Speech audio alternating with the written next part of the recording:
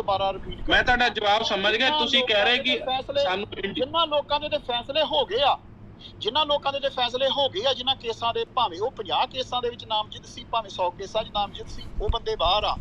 ਜਿਹੜੇ ਬੰਦਿਆਂ ਦੇ ਖਿਲਾਫ ਕੇਸ ਅਜੇ ਪਏ ਆ, ਜੇ ਕਿਸੇ ਬੰਦੇ ਦੇ ਖਿਲਾਫ NIA ਦੇ ਅੰਡਰ ਜਾਂ ਕਿਸੇ ਹੋਰ ਨੈਸ਼ਨਲ ਸਿਕਿਉਰਿਟੀ ਦੇ ਅੰਡਰ ਜਿਹੜੀ ਥ੍ਰੈਟ ਆ, ਉਹਦੇ ਤਹਿਤ ਕੋਈ ਕੇਸ ਪਿਆ ਤੇ ਉਹ ਬੰਦਾ ਅੰਦਰ ਆ, ਉਹਨੇ ਨਹੀਂ ਬਾਹਰ ਆਉਣਾ। ਹਰਪਾਲ ਸਿੰਘ ਚੀਮਾ ਅਮਰੀਕਾ ਦੇ ਵਿੱਚ ਰਹਿੰਦੇ ਸੀ। ਹਰਪਾਲ ਸਿੰਘ ਚੀਮਾ ਤੇ ਦੋਸ਼ ਲੱਗਾ ਅਮਰੀਕਨ ਨੈਸ਼ਨਲ ਸਿਕਿਉਰਿਟੀ ਦੀ ਥ੍ਰੈਟ ਦਾ ਖਾਲਿਸਤਾਨੀ ਸੀ। ਔਰ ਹਰਪਾਲ ਸਿੰਘ ਚੀਮਾ ਪੇਸ਼ੇ ਤੋਂ ਵਕੀਲ ਸੀ, ਜੀਂਦੇ ਜਾਗਦੇ ਆ, ਅਜੇ ਵੀ ਇੰਡੀਆ ਦੇ ਵਿੱਚ ਤੁਸੀਂ ਵੈਰੀਫਾਈ ਕਰ ਸਕਦੇ ਆ। ਹਰਪਾਲ ਸਿੰਘ ਚੀਮਾ ਮੇਰਾ ਖਿਆਲ ਵੀ 7 ਤੇ 8 ਸਾਲ ਇੱਥੇ ਜੇਲ੍ਹ ਦੇ ਵਿੱਚ ਰਹੇ ਆ। ਔਰ ਹਰਪਾਲ ਸਿੰਘ ਚੀਮੇ ਹੁਣਾਂ ਨੂੰ ਇਹ ਨਹੀਂ ਸੀ ਪਤਾ ਲੱਗਾ ਵੀ ਦੂਜੇ ਪਾਸਿਓਂ ਨਾ ਹਰਪਾਲ ਸਿੰਘ ਚੀਮੇ ਹੁਣਾਂ ਨੂੰ ਔਰ ਨਾ ਉਹਨਾਂ ਦੇ ਵਕੀਲ ਨੂੰ ਇਹ ਪਤਾ ਲੱਗ ਸਕਿਆ ਸੀ ਬਈ ਦੂਜੇ ਪਾਸਿਓਂ ਗਵਾਹੀ ਕੌਣ ਬੰਦਾ ਦੇਣ ਆ ਰਿਹਾ ਵਾ। ਇਹ ਗੱਲ ਕਹਿ ਕਿਹੜਾ ਰਿਹਾ, ਕ੍ਰੋਸ ਐਗਜ਼ਾਮਿਨ ਤੇ ਬਹੁਤ ਦੂਰ ਦੀ ਗੱਲ ਆ, ਉਹਨੂੰ ਸਵਾਲ ਜਵਾਬ ਕਰਨੇ ਤੇ ਬਹੁਤ ਦੂਰ ਦੀ ਗੱਲ ਆ। ਹਰਪਾਲ ਸਿੰਘ ਚੀਮੇ ਉਹਨਾਂ ਨੂੰ, ਉਹਨਾਂ ਦੀ ਡਿਫੈਂਸ ਨੂੰ ਇਹ ਨਹੀਂ ਸੀ ਪਤਾ ਲੱਗ ਸਕਿਆ ਐਂਡ ਤੱਕ ਵੀ ਦੂਜੇ ਪਾਸਿਓਂ ਬੰਦਾ ਕੌਣ ਆ, ਜਿਹੜਾ ਬੰਦਾ ਕਹਿ ਰਿਹਾ ਵੀ ਇਹਨੇ ਆਹ ਗੱਲ ਕਹੀ ਆ। ਇਹ ਮੈਂ ਤੁਹਾਨੂੰ ਇੰਡੀਅਨ ਜੁਡੀਸ਼ਰੀ ਦੇ ਨਹੀਂ ਹਵਾਲਾ ਦੇ ਰਿਹਾ, ਮੈਂ ਤੁਹਾਨੂੰ ਅਮਰੀਕਨ ਜੁਡੀਸ਼ਰੀ ਦਾ ਹਵਾਲਾ ਦੇ ਰਿਹਾ ਵਾਂ, ਓਲਡੈਸਟ ਡੈਮੋਕ੍ਰੇਸੀ ਔਨ ਪਲੈਨਟ। ਔਰ ਹਰਪਾਲ ਸਿੰਘ ਚੀਮੇ ਉਹਨਾਂ ਨੂੰ ਇੱਥੋਂ ਡਿਪੋਰਟ ਕੀਤਾ। ਹੁਣ ਇੰਡੀਆ ਦੇ ਵਿੱਚ ਨੇ ਮੇਰੇ ਖਿਆਲ ਪੰਚ ਪ੍ਰਧਾਨੀ ਦਲ ਦੇ ਵਿੱਚ ਨੇ ਜਿਹੜੇ ਪ੍ਰਧਾਨ ਨੇ। ਸੋ ਜਿਹੜੀਆਂ ਸਟੇਟਾਂ ਕੋਲ ਐਕਸਕਲੂਸਿਵ ਪਾਵਰਸ ਹੁੰਦੀਆਂ ਵਾ। ਫਿਰ ਤੁਹਾਡੇ ਸਵਾਲ ਦਾ ਜਵਾਬ ਇਹੋ ਹੀ ਆ, ਜਿਹੜੇ ਤੁਸੀਂ ਮੁਸਲਮਾਨਾਂ ਦੀ ਗੱਲ ਕਰ ਰਹੇ ਹੋ ਜਾਂ ਜਿਹੜੇ ਕੋਈ ਵੀ ਕੈਦੀਆਂ ਦੀ ਗੱਲ ਕਰ ਰਹੇ ਹੋ, ਜਾਂ ਤੇ ਉਹਨਾਂ ਦੇ ਖਿਲਾਫ ਕੇਸ ਪੈਂਡਿੰਗ ਨੇ, ਅਜੇ ਚੱਲ ਰਹੇ ਨੇ, ਜਾਂ ਫਿਰ ਜਿਹੜੇ ਉਹਨਾਂ ਚੋਂ ਨੈਸ਼ਨਲ ਸਿਕਿਉਰਿਟੀ ਦੇ ਥੱਲੇ ਨੇ, ਉਹਦੇ ਵਿੱਚ ਜਿਹੜਾ ਕੋਈ ਟਾਈਮ ਫਰੇਮ ਹੈ ਨਹੀਂਗਾ ਵੀ ਉਹ ਕਿੰਨੇ ਚਿਰ ਵਾਸਤੇ ਬੰਦ ਨੇ। ਟੋਨੀ ਪਾਊ, ਮੈਂ ਇੱਕ ਗੱਲ ਐਡ ਕਰਦਾ 1 ਮਿੰਟ। ਇਹ ਭਾਈ ਦੀ ਜਿਹੜੀ ਗੱਲ ਹੈ ਨਾ, ਭਾਈ ਜਗਵਿੰਦਰ ਸਿੰਘ ਜੀ, ਇੱਕ ਗੁਰਦੀਪ ਸਿੰਘ ਖਹਿਰਾ ਸਿੰਘ ਆ ਜਿਹਦਾ ਸਰਸੇ ਤੋਂ ਆ, 25 ਸਾਲ ਹੋ ਗਏ ਆ, ਉਹ ਕਰਨਾਟਕਾ ਜੇਲ੍ਹ ਦੇ ਵਿੱਚ ਆ। ਟੋਨੀ ਪਾਊ, ਉਹ ਇਲੀਗਲ ਕਸਟਡੀ ਦੇ ਵਿੱਚ ਆ। NIA ਨੂੰ ਕਲੀਅਰ ਕਲੀਅਰੈਂਸ ਦੇਣੀ ਪੈਂਦੀ ਆ, 5 ਸਾਲ ਦੇ ਵਿੱਚ ਦੱਸਣਾ ਪੈਂਦਾ ਜਾਂ ਉਹਨਾਂ ਨੂੰ ਜਵਾਬ ਦੇਣਾ ਪੈਂਦਾ ਕਿਹਦੇ ਕਰਕੇ ਅਸੀਂ ਕਾਹਦੇ ਨਹੀਂ ਕਲੀਅਰੈਂਸ ਦੇ ਰਹੇ। ਜਿੱਦਾਂ ਇਹ ਜਿਹੜਾ ਇੱਕ ਵਕੀਲ ਹੈ ਜਿਹੜਾ ਯਾਰ, ਉਹ ਮੈਨੂੰ ਨਾਂ ਚੇਤਾ ਭੁੱਲ ਗਿਆ, ਉਹ ਵਕੀਲ ਦਾ ਜਿੱਦਾਂ ਆਪਣੇ ਉਸੇ ਗੱਲ ਦਾ ਵਿਸ਼ਾ ਅੱਗੇ ਰੱਖਿਆ ਨਾ ਇਹਨਾਂ ਦੇ, ਮੈਂ ਉਹੀ ਗੱਲ ਦਾ ਸਵਾਲ ਸੀ।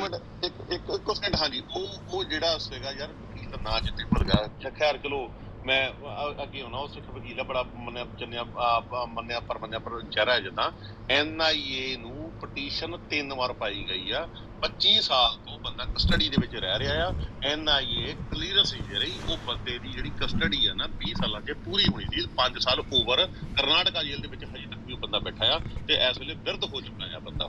ਮੈਨੂੰ ਇਹ ਸਮਝਾਓ, ਨਹੀਂ ਭਲਵਾਨ ਵੀਰੇ, ਇਹ ਸਮਝਾਓ ਕਿ ਐਸਾ ਬੁੱਧੂ ਸਿਸਟਮ ਆ। ਇੱਕ ਸਕਿੰਟ ਮੈਂ ਤੁਹਾਨੂੰ ਦੱਸਦਾ ਉਹਦੇ ਵਿੱਚ NIA ਦਾ ਬਹਾਨਾ ਹੈ। ਜਿੱਦਾਂ NIA ਨੇ ਕਿਹਾ ਜੱਗੀ ਜੌਲ ਦਾ ਜਿਹੜਾ ਕੇਸ ਆ, ਉਹਦੇ ਵਿੱਚ ਵੀ NIA ਜਿਹੜੀ, ਮੈਂ ਨਹੀਂ ਕਹਿੰਦਾ ਉਹ ਇਲੀਗਲ ਕਸਟਡੀ ਆ ਜੱਗੀ ਜੌਲ ਦੀ। ਹਾਂ, ਜੱਗੀ ਜੌਲ ਦੇ ਕੇਸ ਦੇ ਵਿੱਚ UNO ਨੇ ਖੁਦ ਕਿਹਾ ਵੀ ਉਹ ਗਲਤ ਗੱਲ ਆ। ਹਾਂ, ਭਾਵੇਂ ਕਿ UK ਨੇ ਕਹਿਤਾ ਹੋਊਗਾ, ਨਹੀਂ ਕਿਹਾ, ਮੈਂ ਉਹਦੇ ਬਾਰੇ ਡੀਪਲੀ ਨਹੀਂ ਜਾਣਾ ਚਾਹੁੰਦਾ ਕਿਹੜੇ ਲਾ ਨਾ ਕਿਹਾ ਕਿੱਦਾਂ ਨਹੀਂ। ਹਾਂ, UNO ਦੇ ਵਿੱਚ ਉਹ ਇੰਡੀਅਨ ਗਵਰਨਮੈਂਟ ਹਾਰ ਗਈ ਕੇਸ, ਉਹਦੇ ਆਧਾਰ ਦੇ ਉੱਤੇ ਉਹਨਾਂ ਨੇ ਕਿਹਾ ਵੀ ਇਹ ਬਿਲਕੁਲ ਇਲੀਗਲ ਕਸਟਡੀ ਹੈ ਜਿੱਦਾਂ।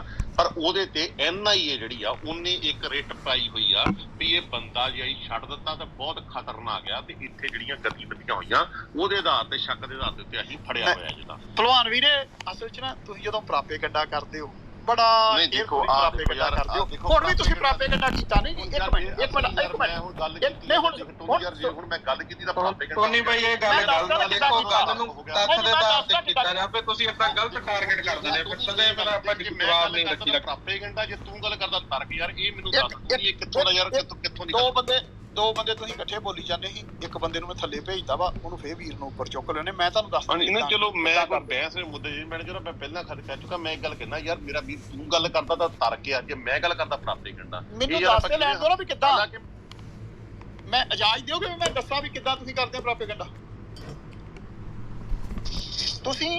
ਤੁਸੀਂ ਆਖਿਆ ਵੀ ਜਿਹੜੀ ਇੰਡੀਅਨ ਸਟੇਟ ਆ ਉਹ UN ਦੇ ਵਿੱਚ ਕੇਸ ਹਾਰ ਗਈ ਆ। ਕਿਹੜਾ ਕੇਸ ਹਾਰ ਗਈ ਆ UN ਦੇ ਵਿੱਚ?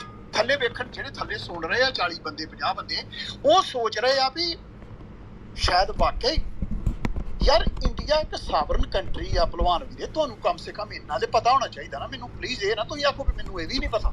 ਵੀ ਜਿਹੜੀ ਸਾਵਰਨ ਕੰਟਰੀ ਆ ਉਹਦੇ ਕੰਮਾਂ ਦੇ ਵਿੱਚ UN ਨਹੀਂ ਦਖਲ ਦੇ ਸਕਦੀ, ਯੂਨਾਈਟਿਡ ਨੇਸ਼ਨ, ਅਨਲੈਸ ਉਹ ਕੰਟਰੀ ਖੁਦ ਉਹਨੂੰ ਇਨਵਾਈਟ ਕਰੇ ਉੱਥੇ।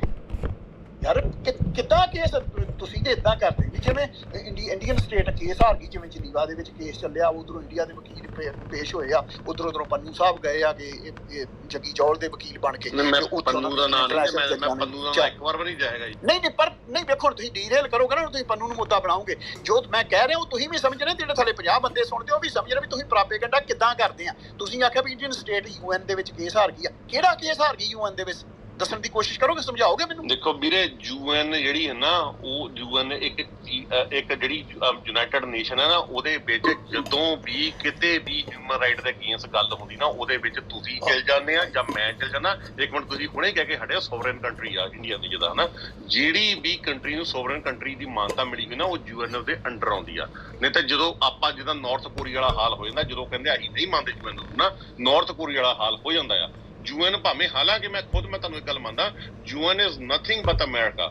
ਉਹ ਕੁੱਤਾ ਨਹੀਂ ਪੁੱਛਦਾ UN ਨੂੰ, ਕੁੱਤਾ ਨਹੀਂ ਪੁੱਛਦਾ UN ਨੂੰ, ਬਿਨਾਂ ਰੀੜ ਦੀ ਹੱਡੀ ਤੋਂ ਸੰਸਥਾ ਵਾ।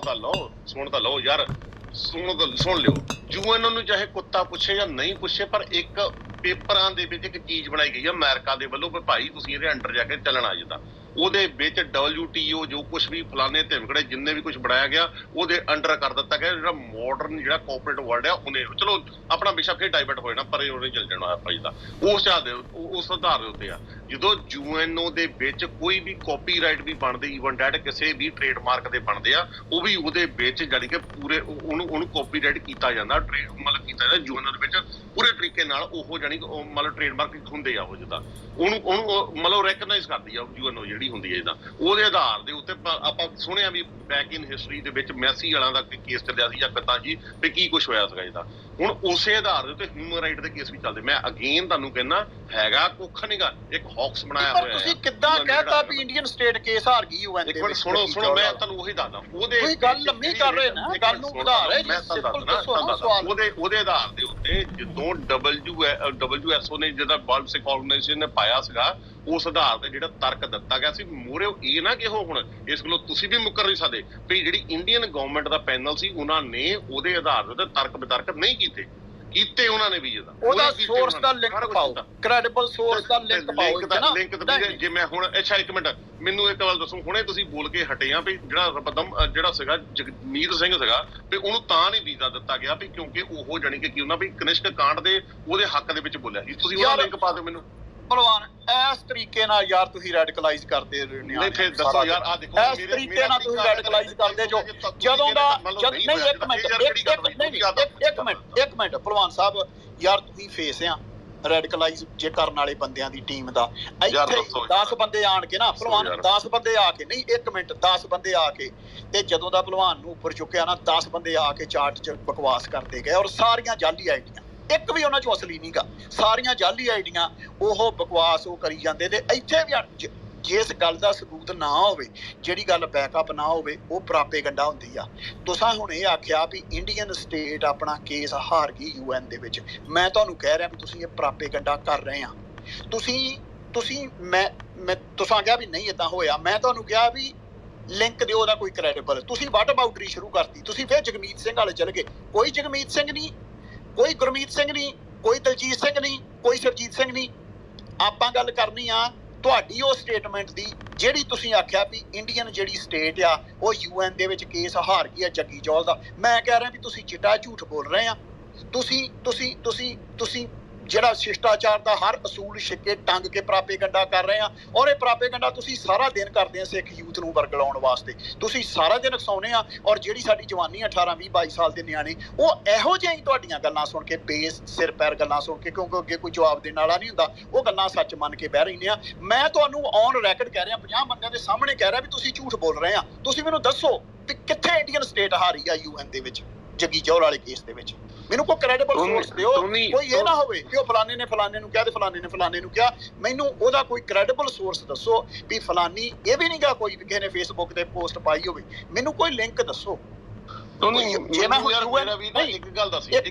ਮਿੰਟ, ਜੇ ਮੈਂ UN ਦੀ ਸਾਈਟ ਤੇ ਜਾਵਾਂ ਉੱਥੇ ਮਿਲ ਜੂਗੀ ਇਹਦੀ ਇਨਫੋਰਮੇਸ਼ਨ। ਚੱਲ ਇੱਕ ਮਿੰਟ ਮੈਨੂੰ ਇੱਕ ਗੱਲ ਦੱਸੀ, ਚੱਲ ਇੱਕ ਮਿੰਟ ਮੈਂ ਬਾਕੀ ਗੱਲਾਂ ਛੱਡ ਯਾਰ। ਤੈਨੂੰ ਏਦਾਂ ਕਾਹਦੇ ਲੱਗਦਾ ਰਹਿੰਦਾ ਵੀ ਜੋ ਤੂੰ ਤੇਰੇ ਮੂੰਹੋਂ ਗੱਲ ਨਿਕਲ ਰਹੀ ਆ ਮੇਰਾ ਵੀਰ ਵੀ ਉਹ ਹਮੇਸ਼ਾ ਹੀ ਫੈਕਟ ਹੁੰਦੀ ਆ, ਜਿਹੜੀ ਮੈਂ ਗੱਲ ਕਰ ਰਿਹਾ ਵੀ ਉਹਦਾ ਸਬੂਤ ਮੈਨੂੰ ਦੇਣਾ ਹੀ ਪੈਣਾ। ਹੁਣੇ ਹੀ 15 20 ਮਿੰਟ ਪਹਿਲਾਂ ਮੌਕਾ ਦੇ ਨਾ ਵੀ ਫੈਕਟ ਵੇਖੋ ਆਪਣੇ। ਇੱਕ ਮਿੰਟ ਵੀਰ ਮੇਰਾ ਸੁਣ ਤਾਂ ਲੈ ਮੇਰਾ ਵੀਰ। ਹੁਣ 20-25 ਮਿੰਟ ਪਹਿਲਾਂ ਤੂੰ ਕਹਿ ਕੇ ਹਟਿਆ ਵੀ ਮੰਨ ਲਓ ਜਗਮੀਤ ਸਿੰਘ ਨੂੰ ਵੀਜ਼ਾ ਤਾਂ ਨਹੀਂ ਦਿੱਤਾ ਗਿਆ ਕੋਈ ਕਨਿਸ਼ਕ ਕਾਂਡ ਦੇ ਵਿੱਚ ਉਹਨੇ ਹਾਂ ਦਾ ਨਾਰਾ ਮਾਰਿਆ, ਉਹਨੇ 84 ਰੁਪਏ ਖਰੀਦਾ। ਮੈਂ ਜੇ ਤੈਨੂੰ ਪੁੱਛਿਆ ਮੈਨੂੰ ਪਤਾ ਸੀ ਵੀ ਉੱਥੇ ਜਾਣਾ ਭਲਵਾਨ, ਮੈਂ ਇਸੇ ਕਰਕੇ ਕਿਹਾ ਸੀ ਨੋ ਜਗਮੀਤ ਸਿੰਘ, ਨੋ ਸਰਜੀਤ ਸਿੰਘ, ਨੋ ਦਲਜੀਤ ਸਿੰਘ। ਮੈਂ ਤੁਹਾਨੂੰ ਦੇਖੋ ਨਹੀਂ ਇੱਕ ਮਿੰਟ ਭਲਵਾਨ ਜੀ ਇੱਕ ਮਿੰਟ ਮੈਂ ਤੁਹਾਨੂੰ ਇਹ ਪੁੱਛਿਆ ਵਾ ਨਹੀਂ ਭਲਵਾਨ ਜੀ ਮੈਂ ਤੁਹਾਨੂੰ ਇਹ ਕਿਹਾ ਵਾ ਮੈਨੂੰ ਦੁਬਾਰਾ ਸਿੱਖ ਇਤਿਹਾਸ ਵਾਲੇ ਪਾਸੇ ਨਾ ਲੈ ਜਾਓ, ਮੈਨੂੰ ਕਿਸੇ ਹੋਰ ਪਾਸੇ ਨਾ ਲੈ ਜਾਓ। ਮੈਂ ਤੁਹਾਨੂੰ ਇਹ ਪੁੱਛਿਆ ਵੀ ਜਿਹੜਾ ਤੁਸੀਂ ਇਹ ਕਿਹਾ ਵੀ ਇੰਡੀਅਨ ਸਟੇਟ ਜੱਗੀ ਜੌਹਲ ਦਾ ਕੇਸ ਹਾਰ ਗਈ ਆ UN ਦੇ ਵਿੱਚ, ਮੈਂ ਕਹਿ ਰਿਹਾ ਵੀ ਇਹ ਪਿਓਰ ਪ੍ਰਾਪੇਗੰਡਾ, ਇਹ ਇਸਲਾਮਾਬਾਦ ਦਾ ਪ੍ਰਾਪੇਗੰਡਾ, ਇਹ ਸਿੱਖ ਯੂਥ ਨੂੰ ਵਰਗਲਾਉਣ ਵਾਸਤੇ ਤੁਹਾਡੇ ਹੱਥ ਕੱਢੇ ਆ। ਮੈਂ ਤੁਹਾਨੂੰ ਇਹ ਕਹਿ ਰਿਹਾ ਵੀ ਯੂਨਾਈਟਿਡ ਨੇਸ਼ਨ ਦੀ ਵੈਬਸਾਈਟ ਤੇ ਮੈਨੂੰ ਇਹਦਾ ਕੋਈ ਲਿੰਕ ਮਿਲ ਜੂਗਾ? ਹੁਣ ਜਗਮੀਤ ਨਾਲ ਨਹੀਂ ਜਾਣਾ, ਸਿਮਰਜੀਤ ਸਿੰਘ ਮਾਨ ਨਾਲ ਨਹੀਂ ਜਾਣਾ, ਦਲਜੀਤ ਕਿਸੇ ਨਾਲ ਨਹੀਂ ਜਾਣਾ।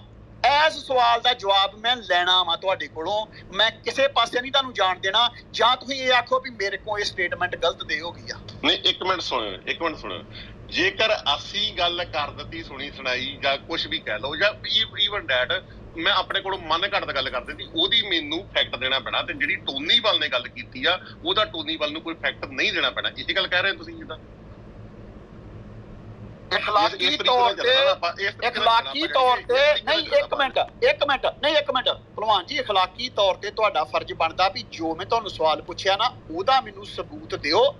ਜਦੋਂ ਮੈਂ ਉਹਦੇ ਸਬੂਤ ਤੋਂ ਸੈਟੀਸਫਾਈ ਹੋ ਜਾਵਾਂ, ਥੱਲੇ ਵਾਲੀ ਸੰਗਤ ਵੇਖ ਲੈ ਵੀ ਸੈਟੀਸਫਾਈ ਹੋ ਗਿਆ, ਫੇਰ ਤੁਹਾਡਾ ਅਗਲਾ ਫਰਜ਼ ਬਣਦਾ ਵੀ ਵੇਖ ਟੋਨੀ ਸਿੰਘ ਮੈਂ ਕੀਤੀ ਸੀ ਆਹ ਗੱਲ, ਤੂੰ ਕੀਤਾ ਸੀ ਸਵਾਲ, ਮੈਂ ਵੇਖ ਤੈਨੂੰ ਯੂਨਾਈਟਿਡ ਨੇਸ਼ਨ ਦਾ ਲਿੰਕ ਦੇ ਕੇ ਤੇਰਾ ਮੂੰਹ ਦਿੱਤਾ ਭੰਨ।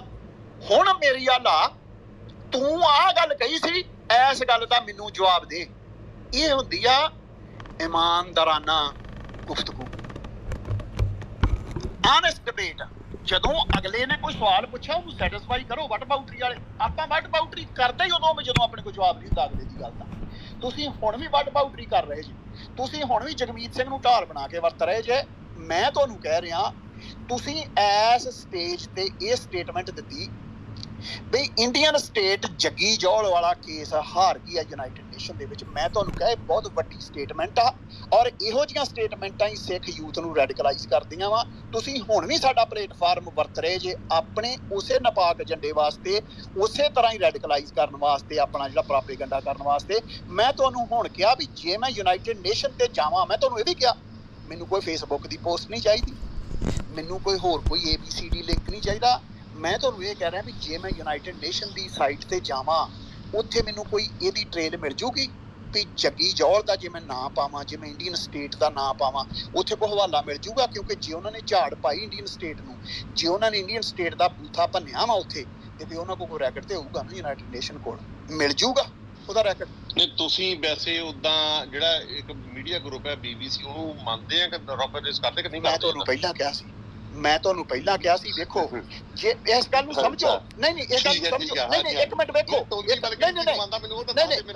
ਮਿੰਟ ਸੁਣ ਲਓ ਨਾ, ਇੱਕ ਮਿੰਟ ਸੁਣ ਲਓ ਦੱਸ ਦੇ ਮੈਨੂੰ ਉਹ ਦੱਸ ਦੇ ਕਿਹੜੀ ਚੀਜ਼ ਨੂੰ ਮੰਨਦਾ ਤੂੰ ਜਿੱਦਾਂ। ਇੱਕ ਮਿੰਟ ਸੁਣ ਲਓ, ਤੁਸੀਂ ਯੂਨਾਈਟਿਡ ਨੇਸ਼ਨ ਦਾ ਹਵਾਲਾ ਦਿੱਤਾ ਵਰਲਡ ਦੀ ਸਭ ਤੋਂ ਵੱਡੀ ਪੰਚਾਇਤ ਦਾ, ਤੁਸੀਂ ਯੂਨਾਈਟਿਡ ਨੇਸ਼ਨ ਦਾ ਹਵਾਲਾ ਦਿੱਤਾ ਜਿਹਦੇ ਚ 192 ਕੰਟਰੀਆਂ ਵਾ। ਤੁਸੀਂ ਕਿਹਾ ਵੀ ਸਾਡੀ ਧਿਰ ਦੀ ਉੱਥੇ ਜਿੱਤ ਹੋਈ ਆ ਤੇ ਤੇਰੀ ਧਿਰ ਦੀ ਹਾਰ ਹੋਈ ਆ, ਉੱਥੇ ਇੰਡੀਅਨ ਸਟੇਟ ਉੱਥੋਂ ਮੂੰਹ ਦੀ ਖਾ ਕੇ ਆਈ ਆ।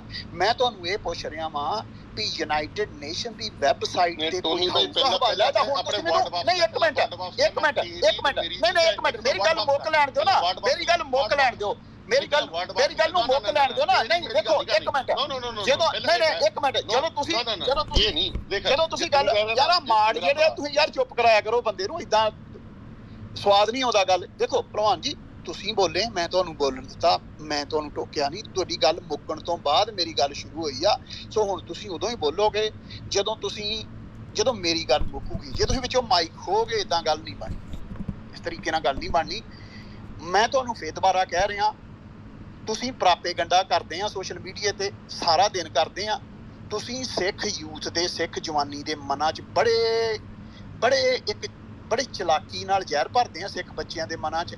ਤੁਸੀਂ ਸਿੱਖਾਂ ਦੇ ਯੂਥ ਜਿਹੜੇ 18 20 ਸਾਲ ਦੇ ਨਿਆਣੇ ਆਉਂਦੇ ਆ ਜਿਹੜੇ ਤੁਹਾਨੂੰ ਸੁਣਦੇ ਆ, ਤੁਸੀਂ ਉਹਨਾਂ ਦੇ ਮਨ 'ਚ ਬੜੇ ਤਰੀਕੇ ਨਾਲ ਜ਼ਹਿਰ ਭਰਦੇ ਆ, ਬੜਾ ਮਹੀਨ ਕਿਸਮ ਦਾ ਜ਼ਹਿਰ ਭਰਦੇ ਆ ਵੀ ਸਿੱਖਾਂ ਨਾਲ ਧੱਕਾ ਹੋ ਰਿਹਾ।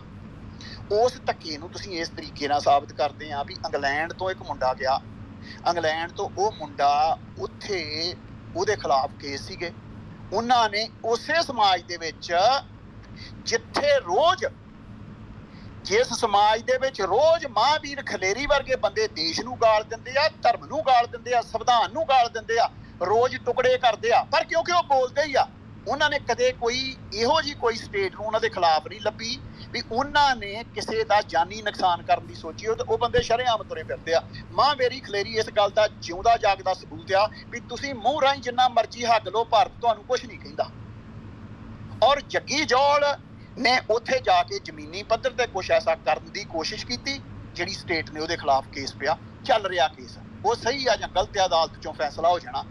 ਪਰ ਇਸ ਗੱਲ ਨੂੰ ਪ੍ਰਾਪੇਗੰਡਾ ਕਰਨ ਵਾਸਤੇ ਤੁਸੀਂ ਇਸ ਪਲੇਟਫਾਰਮ ਤੇ ਇੱਕ ਝੂਠ ਬੋਲਿਆ ਵੀ ਯੂਨਾਈਟਿਡ ਨੇਸ਼ਨ ਦੇ ਵਿੱਚ ਇੰਡੀਆ ਨੂੰ ਝਾੜ ਪਈ। ਤੇ ਮੈਂ ਤੁਹਾਨੂੰ 10ਵੀਂ ਵਾਰੀ ਪੁੱਛ ਰਿਹਾ, ਹੁਣ ਮੈਂ ਤੁਹਾਨੂੰ 11ਵੀਂ ਵਾਰੀ ਫੇਰ ਪੁੱਛਣ ਲੱਗਾ, ਤੁਸੀਂ ਇੱਕ ਪ੍ਰਾਈਵੇਟ ਸੰਸਥਾ ਦਾ BBC, ਮੇਰਾ ਖਿਆਲ ਹੈ ਵੀ ਕੋਈ ਲੱਖਾਂ ਦੀ ਤਾਦਾਦ 'ਚ ਅਦਾਰੇ ਨੇ, ਉਹ ਆਪਣੀਆਂ ਖਬਰਾਂ ਦਿੰਦੇ ਨੇ, ਆਪਣੇ ਜੋ ਵਿਊ ਨੇ ਉਹ ਰੱਖਦੇ ਨੇ, ਕੁਛ ਲੋਕ ਉਹਨਾਂ ਨੂੰ ਐਡਾਂ ਦਿੰਦੇ ਨੇ, ਉਹਦੇ ਸਿਰ ਤੇ ਚੱਲਦੇ ਨੇ, ਉਹਨਾਂ ਦੇ ਆਪਣੇ ਇਨਵੈਸਟ ਨੇ, ਕੁਛ ਉਹਨਾਂ 'ਚੋਂ ਕੰਜ਼ਰਵੇਟਿਵ ਨੇ, ਕੁਛ ਉਹਨਾਂ ਦੇ ਵਿੱਚੋਂ ਜਿਹੜੇ ਰੈਡੀਕਲ ਨੇ, ਕੁਛ ਉਹਨਾਂ ਦੇ ਵਿੱਚੋਂ ਲਿਬਰਲ ਨੇ।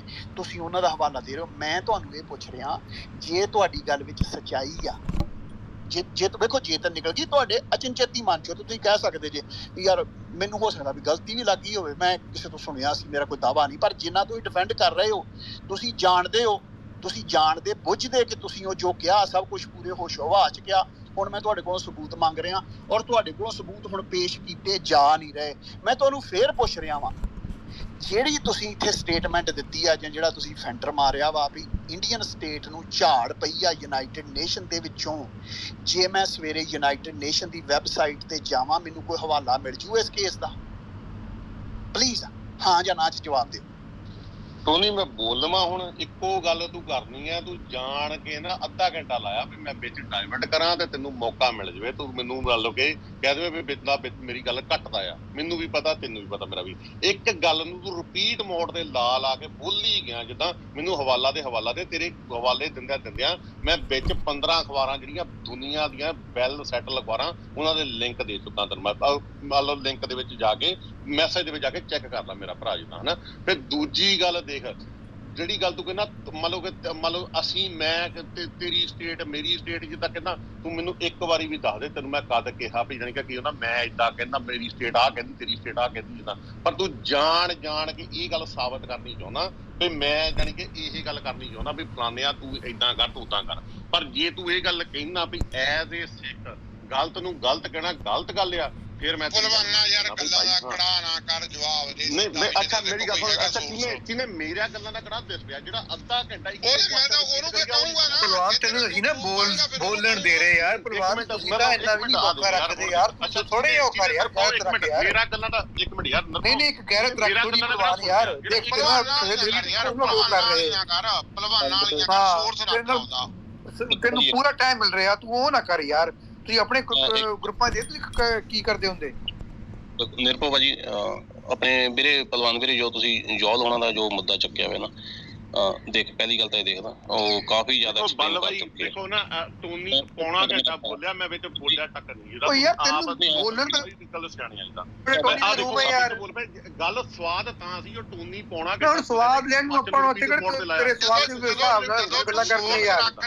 ਇਹ ਸਵਾਦ ਜਦੋਂ ਯੂਐਨਏ ਦੀ ਰੱਖਦਾ ਉਦੋਂ ਟੋਨੀ ਨੂੰ ਕਹਾਂਗੇ ਅਸੀਂ। ਭਲਵਾਨ ਯਾਰ ਹੁਣ ਵੀ ਸਵਾਲ ਹੀ ਮੰਗਿਆ, ਜਵਾਬ ਹੀ ਮੰਗਿਆ ਹਾਂ ਜਾਂ ਨਾ। ਸਵਾਲ ਮੰਗਿਆ ਤੇ ਭਲਵਾਨ ਦਾ ਸਵਾਦ ਚਾਹੁੰਦਾ ਯਾਰ। ਮੈਂ ਇੱਕ ਮਿੰਟ, ਮੈਂ ਇਹਦੀ ਗੱਲ ਭਾਜੀ ਇੱਕ ਮਿੰਟ, ਮੈਂ ਇਹਦੀ ਗੱਲ ਕਲੀਅਰ ਕਰਨਾ। ਭਲਵਾਨ ਵੀਰੇ, ਜਿਹੜਾ ਤੁਸੀਂ ਬਾਰ-ਬਾਰ ਜਿਹੜਾ ਜੱਗੀ ਦੇ ਵਿੱਚ ਕਹਿੰਦੇ ਨੇ ਯੂਨਾਈਟਿਡ ਨੇਸ਼ਨ ਦੇ ਵਿੱਚ ਜਿਹੜਾ ਕੇਸ ਹਾਰ ਗਿਆ, ਪਹਿਲਾਂ ਮੇਰਾ ਵੀਰ ਉਸ ਗੱਲ ਨੂੰ ਪੂਰੀ ਗੱਲ ਸੁਣੀ, ਫਿਰ ਤੁਸੀਂ ਬੋਲ ਲਿਓ, ਉਸ ਗੱਲ ਨੂੰ ਸਮਝੋ। ਸਾਡੇ ਨਾ ਆਮ ਲੋਕ ਗੱਲ ਕੁਛ ਹੁੰਦੀ ਲੈ ਕੇ ਕੁਛ ਤੁਰ ਪੈਂਦੇ। ਉਹ ਜਿਹੜੀ ਤੁਸੀਂ ਕਹਿੰਦੇ ਨਾ, ਉਹ ਸਾਨੂੰ ਸਾਰਿਆਂ ਨੂੰ ਪਤਾ ਕਿ ਜੌਲ ਦਾ ਜਿਹੜਾ ਭਰਾ ਹੈ ਕੋਈ ਗੁਰਪ੍ਰੀਤ ਸਿੰਘ ਜੌਲ ਹੈ, ਜਿਹੜਾ ਇਸ ਟਾਈਮ ਡਰਵਾਟਣ ਤੋਂ ਕਿਤੇ ਕੋਈ ਉੱਥੋਂ ਲੋਕ ਕੋਈ MC ਜਿੱਤਿਆ ਹੋਇਆ ਹੈ ਨਾ। ਤੁਹਾਨੂੰ ਇੰਨਾ ਤਾਂ ਪਤਾ ਹੋਣਾ ਤੁਹਾਨੂੰ ਇਸ ਗੱਲ ਦਾ, ਉਹਦਾ ਭਰਾ ਇੱਕ ਉੱਥੋਂ ਸਕਾਟਿਸ਼ ਜੋ ਲੋਕਲ ਹੁਣ ਇਲੈਕਸ਼ਨ ਹੈ ਉਹਨਾਂ ਦੇ ਵਿੱਚ ਕਿਤੇ ਬਣਿਆ ਹੋਇਆ ਕੁਛ, ਕੀ ਹੈ ਉੱਥੇ ਮੈਨੂੰ ਨਹੀਂ ਪਤਾ। ਹੁਣ ਉਹਦੀ ਮੈਂ ਦੱਸ ਦਿੰਦਾ, ਉਹਦਾ ਭਰਾ ਉੱਥੇ ਸਕਾਟਿਸ਼ ਕੋਈ MC ਲੈਵਲ, ਜਿੱਦਾਂ ਆਪਣੇ ਭਾਰਤ ਦੇ ਵਿੱਚ ਮਿਊਨਿਸਪਲ ਕਾਰਪੋਰੇਸ਼ਨ ਦੀਆਂ ਵੋਟਾਂ ਹੁੰਦੀਆਂ ਨਾ, ਉੱਥੋਂ ਉਸ ਲੈਵਲ ਦਾ ਕੋਈ ਉੱਥੋਂ ਕੋਈ ਜਿੱਤਿਆ ਹੋਇਆ। ਤੇ ਹੁਣ ਉਸ ਬੰਦੇ ਨੇ ਜੋ ਵੀ ਪੈਰਵੀ ਕੀਤੀ ਜੌਲ ਦਾ, ਜੋ ਕੇਸ ਲੈ ਕੇ ਕੋਸ਼ਿਸ਼ ਕੀਤੀ, ਇੱਕ 4-5 ਬੰਦੇ ਦਾ ਪੈਨਲ ਬਣ ਕੇ ਯੂਨਾਈਟਿਡ ਨੇਸ਼ਨ ਚਲੇ ਗਿਆ। ਹੁਣ ਉੱਥੇ ਜੋ ਯੂਨਾਈਟਿਡ ਨੇਸ਼ਨ ਦੀ ਆਪਣੀ ਕੋਈ ਸਟੇਟਮੈਂਟ ਨਹੀਂ, ਤੁਸੀਂ ਖਬਰ ਨੂੰ ਪੂਰਾ ਪੜ੍ਹੋ। ਖਬਰ ਦੇ ਵਿੱਚ ਇਹ ਲਿਖਿਆ ਗਿਆ ਕਿ ਯੂਨਾਈਟਿਡ ਨੇਸ਼ਨ ਦੇ ਵਿੱਚ ਜਾ ਕੇ ਉਹਨਾਂ ਨੇ ਆਪਣੀ ਵੱਲ ਤੇ ਕਿਹਾ, ਯੂਨਾਈਟਿਡ ਨੇਸ਼ਨ ਦੀ ਜੱਗੀ ਜੌਲ ਦੇ ਉੱਪਰ ਕੋਈ ਟਿੱਪਣੀ ਨਹੀਂ ਹੈ। 11 ਕੇਸਾਂ ਦੇ ਵਿੱਚ ਜੱਗੀ ਜੌਲ ਪਰ 11 ਕੇਸ ਹੈ। 11 ਦੇ ਵਿੱਚੋਂ ਜਿਹੜੀ ਮੇਨ ਹੈ, ਜਿਹੜੀ ਇੱਕ